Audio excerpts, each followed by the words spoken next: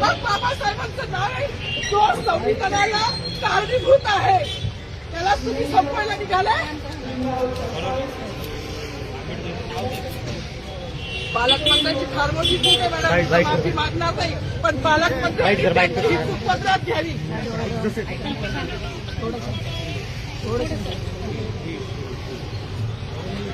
मला मीडियाशी घेणं नाही मॅडम, मला सस्पेंड केलं, मी माळूचे गाड्या उपसी, मी माफी काम करीन, पण बाबासाहेबांची ओळख पुसून येणार मला सस्पेंड करायचं करू शकता मॅडम. बाबासाहेबाला संपवायचं काम करायचं नाही.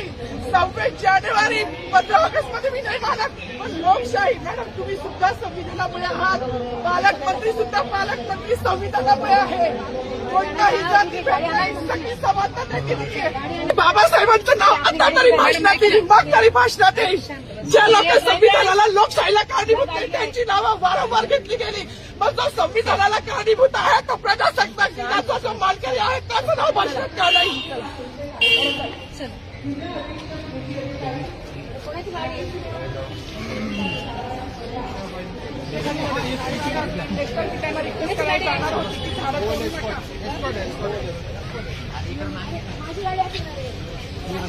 थोडी